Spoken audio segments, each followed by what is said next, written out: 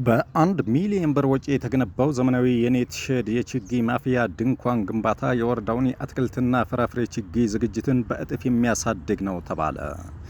የባቲ ወረዳ ግብርና ልማት ጽሕፈት ቤት 140 ሺህ የአትክልትና ፍራፍሬ ችግኞችን ለማፍላት አቅዶ 87 ሺህ ችግኞችን እስካሁን ድረስ ማከናወን መቻሉ ተገለጸ።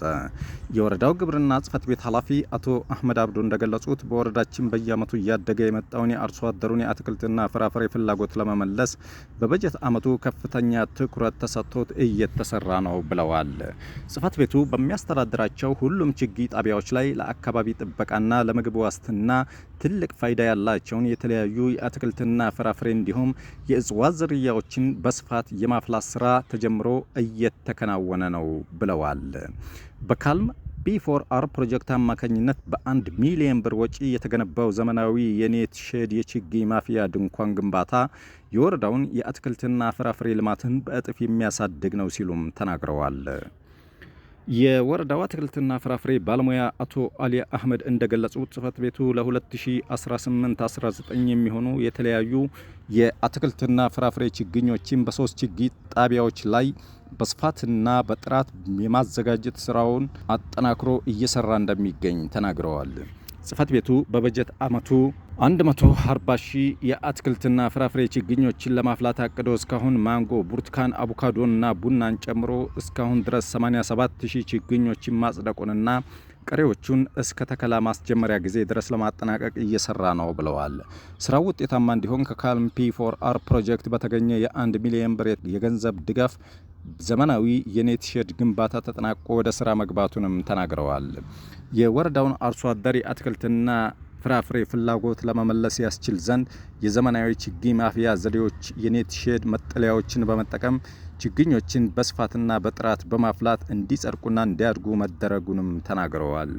የዝግጅት ክፍላችን ያነጋገራቸው ችግኝ ጣቢያ ሰራተኞች አዲስ የተገነባው የኔት ሼድ ግንባታ ለሚፈሉ ችግኞች ምቹና ተስማሚ መሆኑን ጠቅሰው የስራ መነቃቃትና ተጨማሪ የስራ እድልንም የፈጠረልን በመሆኑ እጅግ ተደስተናል ሲሉ ተናግረዋል። መሐመድ ሁሴን ይባላል። በዚህ ችግኝ ጣቢያ ውስጥ ነው የምሰራው።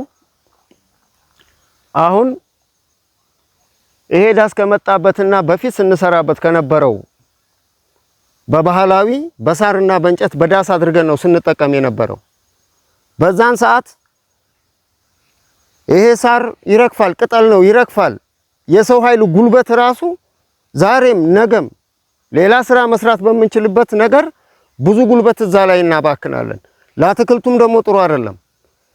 መብቀል ያለበትን ያህል ማግኘት ያለብንን ችግኝ ያህል ማግኘት እየቻል በዛ በቆሻሻ ምክንያት ከቦታው ያለመመቸት የተነሳ ብዙ ይደርቅብናል፣ ጉልበትንም እናባክናለን። እዛ ላይ ዳስ ነው ዘላቂ አይደለም።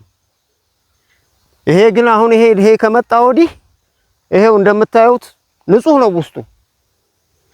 በጣም ነው ደስ የሚለው። እንደዚህ አትክልቱን ተመችቶት እንደዚህ በሚያምር ሁኔታ አገልግሎት እየሰጠን ነው ይሄ ከመጣ ወዲህ እና በፊት ከነበረውና ለራሱ ይሄ የሚያዳቅሉት አካል ይሄ ግሪን ሃውሱ ከመጣ ወዲህና ከዛ በፊት የነበረው ምርት ይለያያል። በብዛት ይደርቅ ነበረ፣ አይዝም። ለምን? ሙቀት ይፈልጋል። ቀዝቃዛ ከሆነበት አይበቅልም። ሙቀት ስለሚፈልግ ይሄ ደግሞ ሙቀት ስለሚሰጠው ግሪን ሃውሱ ሙቀት ያገኛል፣ ቶሎ ይይዛል።